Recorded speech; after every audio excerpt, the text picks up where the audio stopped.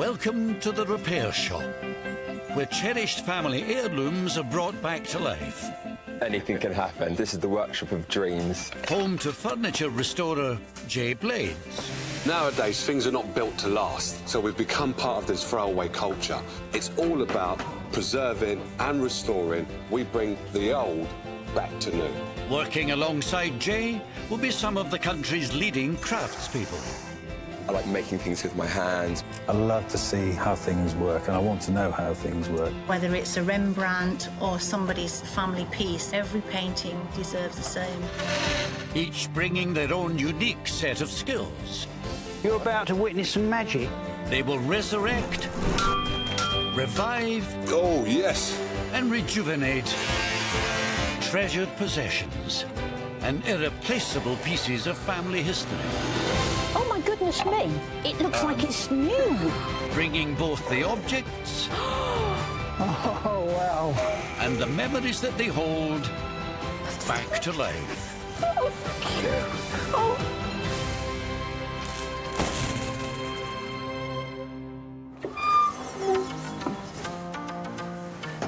In the repair shop today, ceramics conservator Kirstin Ramsay carries out some serious surgery on a cherished Victorian gnome. Oh yeah, look. It's unbelievable. So that's why it's taken me so long to get that off. Whilst firefighting historian Stuart Black keeps a cool head whilst tackling the restoration of an antique helmet. You've done a smashing job on that. I don't even want to touch it. It's so clean.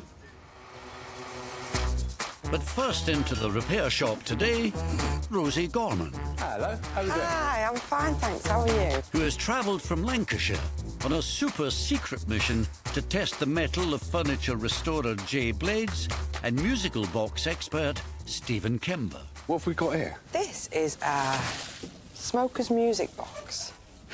A smoker's music It's box. a very old smoker's music box that has been in our family for as long as I can remember. That's cute.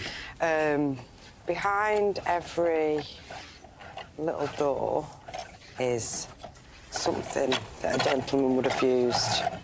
So where would the cigarettes get? This looks like it's a little smoke. Yeah, But is that where the definitely. cigarettes sit? I would imagine that's where the cigarettes sit.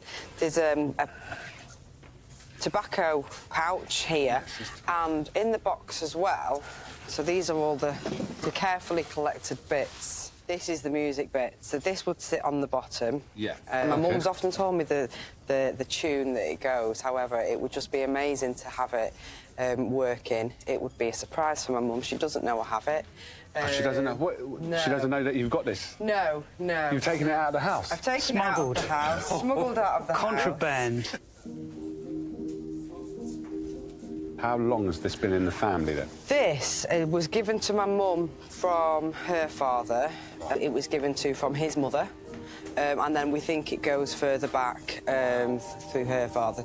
However, it's been broken all my life. Yeah. But my mum has seen it and had it working. The music would be produced while you lit your cigarette and just relax at the end of the day.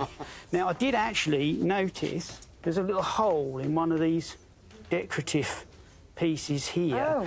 And I suspect that that is probably for the on-off switch. Oh, wow. And what we got there is something that looks suspiciously like an on-off switch. Wow.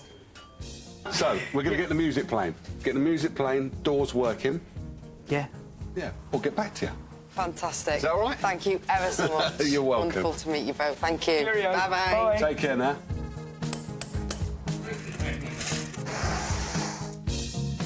The music box is so special for my mum because it's one of the kind of only things she has really of her fathers who she had a really close relationship with. And because it's music, being able to hear something hopefully will take her right back into her childhood. The ethics of restoration are that you shouldn't improve something. You shouldn't make it better than it originally was. Yeah. But I think it might be an idea to adapt it so that it's still going to be around in 50, 60 years' time. It's down to musical box maestro Steve to bring this intriguing piece of history back to its former glory. The plan for the music box is in 2 phases. We've basically got the wooden cigarette dispenser part, and we've got the musical part. So I'm going to deal with the musical part first. So we've just taken off the comb here, and so now I can relax a little bit. I've sort of defused the bomb, as it were. Music is produced when the tuned metal comb is plucked by pins on the spinning cylinder. So next, Steve must use tiny droplets of oil to try to free up the locked mechanism. Oh, looks as though we're spinning, but it's still very dirty. So we can remove the cylinder now. There we are. So the next time you see this, it should be nice and clean with all the congealed oil removed, ready to be reinstalled. But what we will have to do when we reinstall it is straighten some of these rather bent pins. OK, wish me luck. From worn-out woodwork in need of a revamp to dilapidated Daleks that have lost their voices. That doesn't sound right. The repair shop's talented team of craftsmen pledge to put the shine back on Britain's treasured possessions. Next in need of rescuing is Roy Farrier, who has a challenge for firefighter and memorabilia expert Stuart Black. What have we brought along then? Let's have a look at this. It's a fireman's helmet, my granddad's.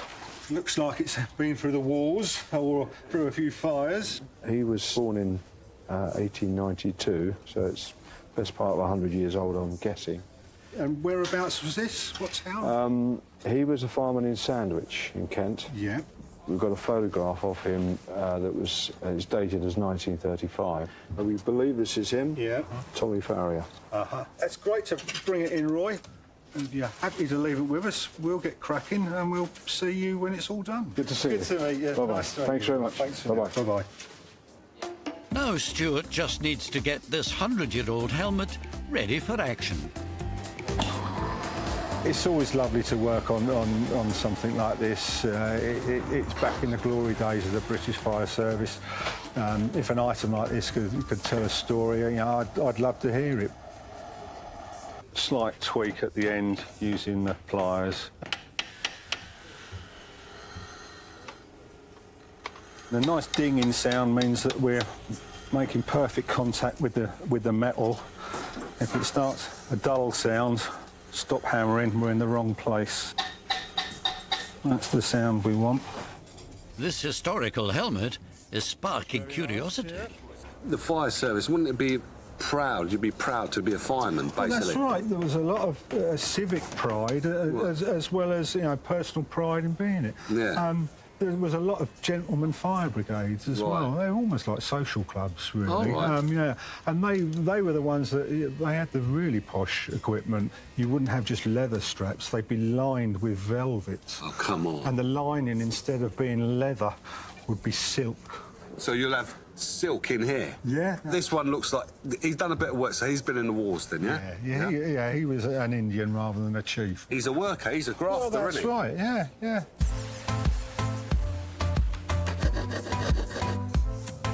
And while Roy gets on with his grafting, Steve has taken up the challenge of restoring a musical smoker's paraphernalia case.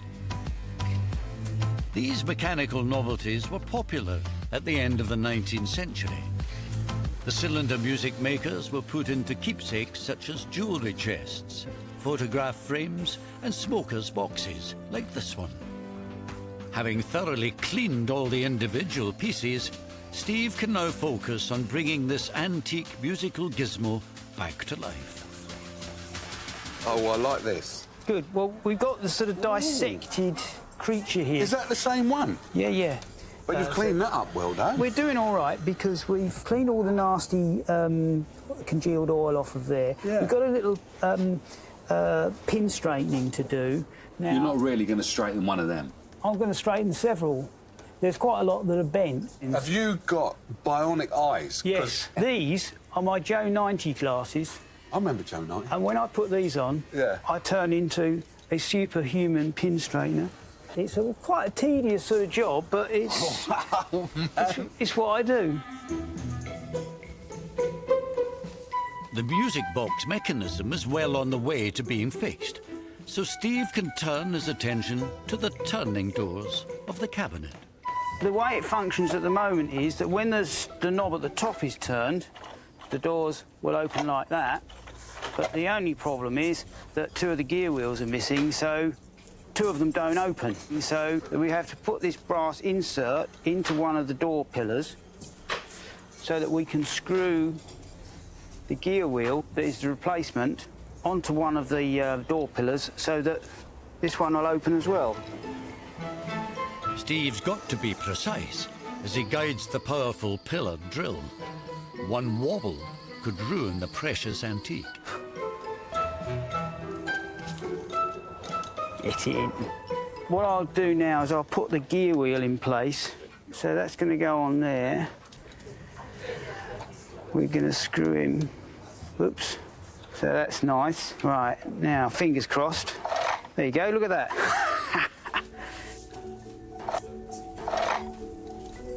Now, we've got to assemble the cylinder and the motor onto the bed plate so that we can get the clockwork motor running and the cylinder turning before attaching the comb, which is going to produce the music.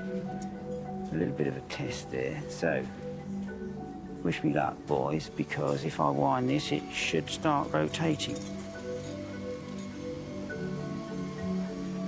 And it does. Look at that. Lovely. So we're off. With movement restored, it's time to bring out the bionic glasses and begin the all-important pin straightening. The box is well on the way to getting its music back.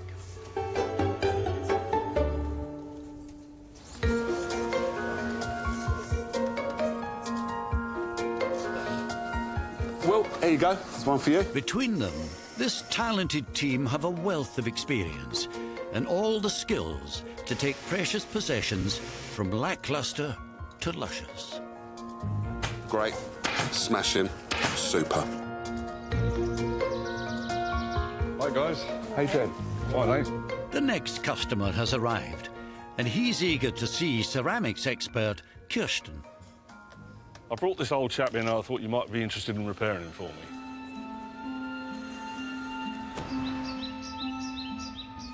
Philip Bennett is a keen gardener living in northwest Wales. And behind closed doors, his home reveals an extraordinary obsession.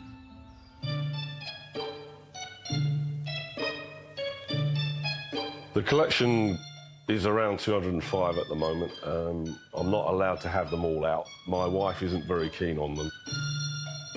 I actually detest them. I think they're horrible, scary little creatures.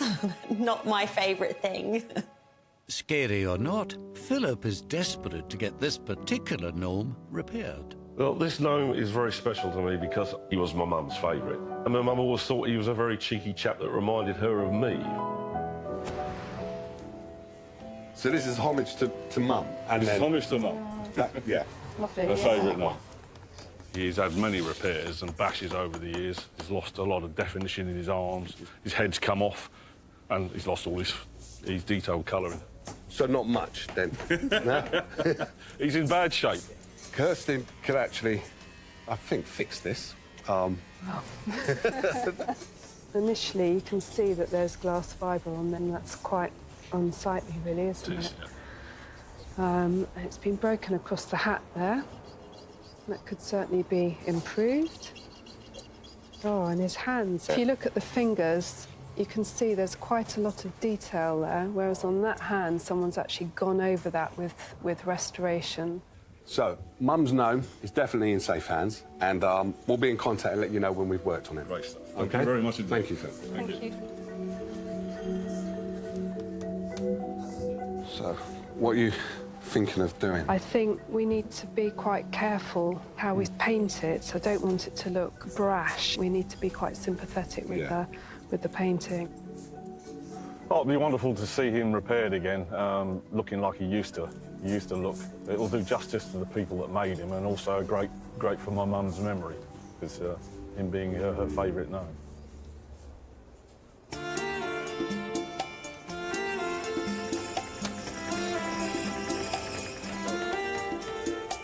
Kirstin will have her work cut out to get this Victorian cheeky chappy back to looking his best.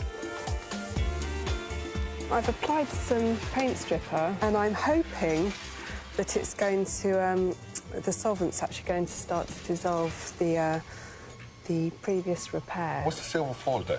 It keep just, him warm? yeah, What's it for? contains the solvent really, so that actually it works more effectively, and also it just kind of minimises the fumes really a bit. So OK. Yeah. So this is the test to say whether it's gone right or gone wrong? Absolutely. So I'm just really no pressure? no. I'm really hoping that. Shall I get everybody to come and have a look at this? No, don't know. All right. I'm hoping that it will have worked on the adhesive that's holding the fiberglass together. Yeah. Okay. So let's have a look then and see what's under here. Ah, look. OK, that's great. So that basically means that I can now apply more to the piece and actually start trying to strip away some of these layers. So it's going good? Yeah, I think so. All right, so I've nothing to worry about then. So I'll leave you alone. Thank you. Cheers. All right? Yeah, see you. Take care.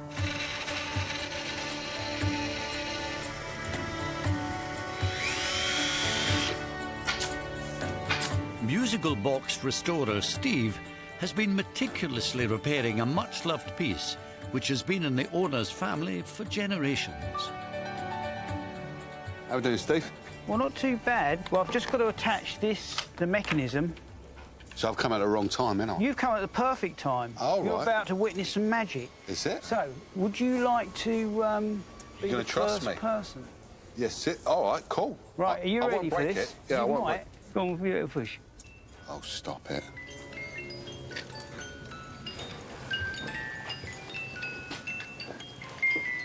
Oh, well done. I think the restoration went quite well. I think Rose will be happy. I know it's a family piece and there's a lot of sentiment attached to it, so I'm sure that she'll be pleased. I think I've done a good job. There we are, ready for dispatch.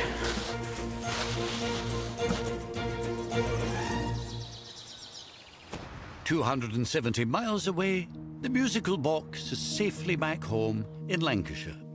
Rosie and her daughter are about to reveal the surprise to Mum Siobhan. Hi, Mum. Hi, are you all right? I'm fine. What's Come and sit down. Hi. I just want to show you something that we've got for you. And I'm sorry for sneaking it out the house. No. We know how special it is. How did you get it out of the house? We managed it. We've been on a bit of a secret mission for a little while, and just want to show you that all the doors open again. Oh my word, Rose. You haven't got it working. We'll just have a little.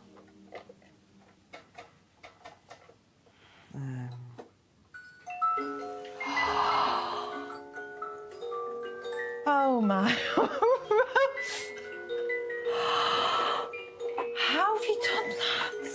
We wanted to do this for you because you're the greatest mum ever. Oh, thank you so much. Oh. When Rosie switched it on and the music came, it just evoked so many memories because it was such a lovely tune and so melodious that I was speechless. For me, this has been so worthwhile to be able to see my mum's reaction, to be able to make her so happy. She's been supportive of me throughout my whole life. She's a fantastic grandma, a fantastic mum, and just to be able to give something back to her that means so much. No amount of money would have been able to give her that reaction and make her that happy, so I'm absolutely delighted.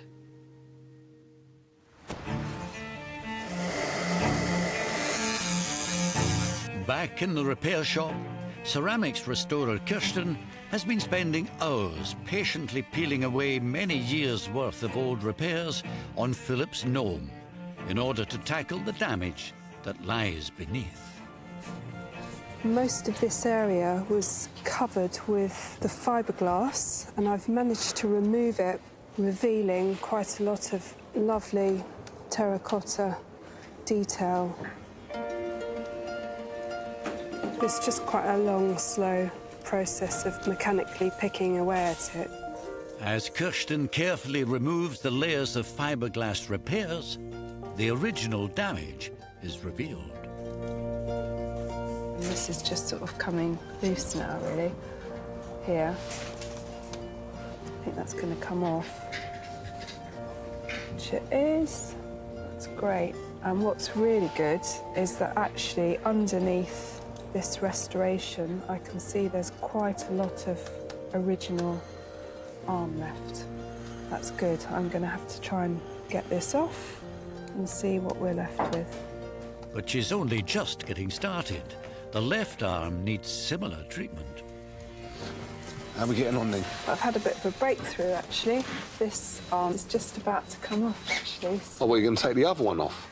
Yeah, it was really badly stuck, and there was sort of a really bad sort of crack there. So I couldn't actually just leave it, because it would have looked really awful, so... I think we'd pull his arm off. Yeah. Oh, yeah, look. Oh, my... That's unbelievable. So, that's why it's taken me so long to get that off, because... So that's a wooden dowel, yeah? Yeah, don't touch it. I won't touch it. It's only because it might... I like touching stuff. So, no, well, you've got to just get that out, and then it's a case of putting him back together again, isn't it? Yeah, that's right. Kirstin won't be able to achieve a clean repair unless that dodgy dowel is removed. And for that, she needs a carpenter. Will, have you got a minute, please? Yeah, sure. Gnome. Stumpy. Stumpy. I was just wondering if you had a small saw that might be able to cut that off for me. Yes. Yeah? OK? Right, just give me 2 seconds. All right, lovely.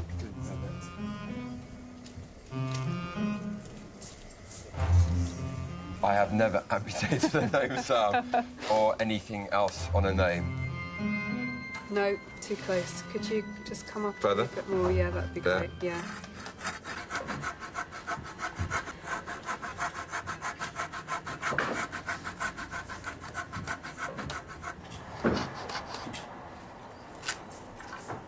Fantastic. Oh, God. Oh. Thank you.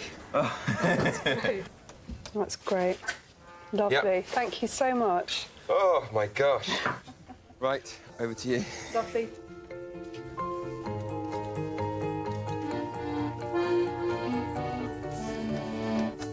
Having cleaned and repaired the amputated arms, Kirstin can now reattach them properly.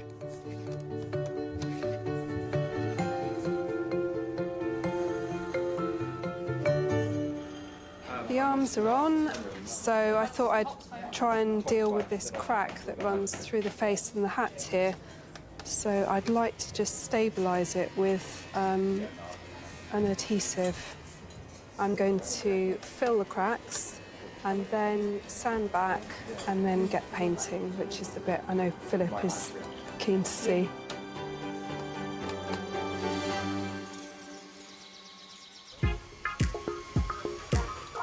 Kirstin is nearly on the home straight with Philip's gnome, and Stuart is working up a sweat getting his fireman's helmet to shine. Keep polishing the main body, start moving it in so that it's dropping into all the recesses. Doing it this way, it brings out all the detail and it makes the best of brass work. Now all that's left to do is carefully reassemble this beautiful piece of firefighting history. Unfortunately, by the time its owner, Roy, arrived to collect it, Stuart's been called out, leaving Jay to do the honours. Hello, Roy. Hello, Jay. How are you? I'm very good. Good to see you. Likewise. You come to get your granddad's fireman's helmet, is that all right? That's the one. All right, hold on a minute. I'll just get it for you. I'll put my gloves on. Oh, you've got special gloves. Well, Stuart was adamant. So it is a shame that Stuart isn't here, but he is an active fireman, so he's on call at the moment and he can't be here. But he did want you to know that he took great pride and he enjoyed working on this one. Show what he's done for you. Oh, look at that. I think you're going to have to do the honours to get it out, actually, because I can't touch it. Oh, that's brilliant, isn't it? He's obviously dressed the back, because this was badly creased. Yeah. And he's fixed all the straps as well. Yeah. That's brilliant. Polished them up. So look on the inside. Yeah, and he's managed to get the tape as well. It's great. Yeah? Yeah, that's absolute. I'm very happy. It's super. Stand your proud. First rate. Stand your proud then. Now I go back home safely now. That's great. Good to see you. Likewise, sir. Thank you very much indeed. You Thank grab that, I'll get the door for you. Thank you. All right? I'm overjoyed, really. It's super. I mean, it couldn't really have been better. This is the piece that was closest to my granddad. He would have said, "Oh, give me the helmet, I'll repair it." But I think that even he would say, "Thank goodness it's gone to someone that knows what they were doing." My granddad would be very, very pleased with the result.